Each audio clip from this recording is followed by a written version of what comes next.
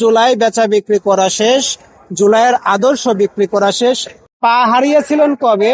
উনি বললো যে জুলাইয়ের 4 বছর আগে ট্রেনে অ্যাক্সিডেন্ট করে আমার পাটা হারিয়েছে। জুলাই সনদ যদি বাস্তবায়ন না হয়, সেক্ষেত্রে জাতীয় নির্বাচনটাও তো বিকল হয়ে যায়, অচল হয়ে যায়, সংসদ অকার্যকর হয়ে যায়। ঠিক আছে, জামাত ইসলাম তো খুব ইমানদার দল, জুলাইয়ের সপক্ষের শক্তি, তাদের সাথে এনসিপি আছে।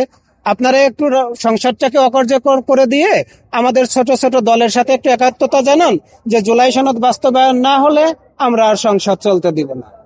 দেখি আপনাদের ইমানদারিটা একটু পরীক্ষা করে দেখি। কিন্তু তারা কি সেটা করবেন? ওই চেয়ারটা খুব মজার চেয়ার, ওই সংসদটা খুব মজার চেয়ার। ওখান থেকে হাসনাত আব্দুল্লাহ ভাইও ছেড়ে দিয়ে চলে আসবে না যে এখানে জুলাই সনদ যেহেতু নাই, জুলাই শহীদদের রক্তের সাথে বেইমানি করে আমরা এই সংসদে আর বসবো না। ওটা কি যে 2 দিন দাঁড়ায় সংসদ করবে? আপনাদের কি তাই মনে হয়? না, রাজনীতিবিদরা তাদের রাজনীতিটাকে জুলাইয়ের উপর দাঁড় করিয়ে, ভিত্তিটাকে দাঁড় করিয়েছেন। এবং আমাদের বাংলাদেশের এই একটাই অবস্থা, একবার যারা ক্ষমতায় চলে যায় তারা নিজেদেরকে মনে করে আমরা সর্বময় ক্ষমতার অধিকারী হয়ে গেছি, আমাদের 5টা মাথা 10টা হাত হয়ে গেছে, আমরা রাবণ হয়ে গেছি, আমাদেরকে মনে হয় ক্ষমতা থেকে আর কেউ নামাতে পারবে না। আপনাদেরকে একটা কথা মনে করিয়ে দেই, আপনারা যারা জাতির জনক হিসেবে যাদেরকে একটা প্রজন্ম চিন্ত জানতো, সেই শেখ মুজিবুর রহমান 72-এর সংবিধানকে দাঁড় করাতে গিয়ে, নিজেকে বঙ্গবন্ধু হিসেবে প্রতিষ্ঠিত করতে গিয়ে, জাতির আব্বা হিসেবে, জাতির ড্যাডি হিসেবে প্রতিষ্ঠিত করতে গিয়ে 75-এ এসে সপরিবারে কিন্তু তাদেরকে জীবন দিতে হয়েছে। শেখ রাসেলের কোনো দোষ ছিল? দোষ ছিল কার?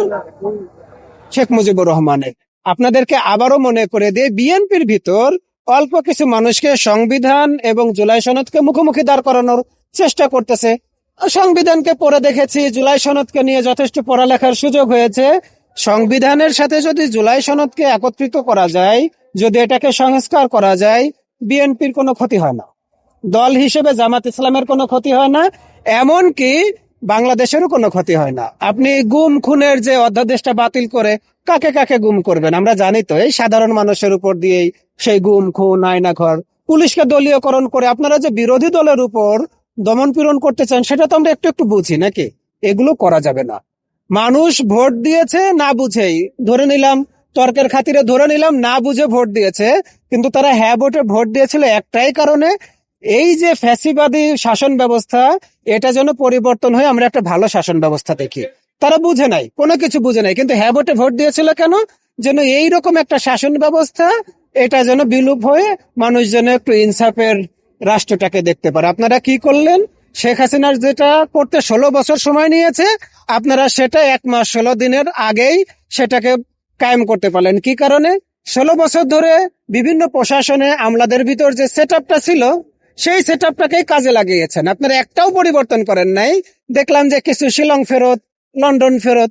আমরা এই কথাগুলো বলতে চাই না, আপনারা তো বাংলাদেশী, বাংলাদেশের মাটিতে যদি রাজনীতি করেন, বাংলাদেশের পন্থী হয়ে রাজনীতি করতে হবে। আপনারা আজকে মনে করতেছেন যে আবার ফ্যাসিবাদী ব্যবস্থাটা কায়েম করবেন। এই ফ্যাসিবাদী ব্যবস্থাটা কায়েম করতে হলে কি হবে?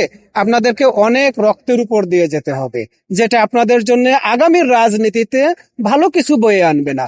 আপনারা খুব ভালো সংবিধান বুঝেন, ওই সংবিধান থেকে ভালো ভালো কিছু কাজ বের করে এনে দেশের স্বার্থে লাগান। আপনারা জুলাই সনদ খুব ভালো বুঝেন, যদি ওখানে কোনো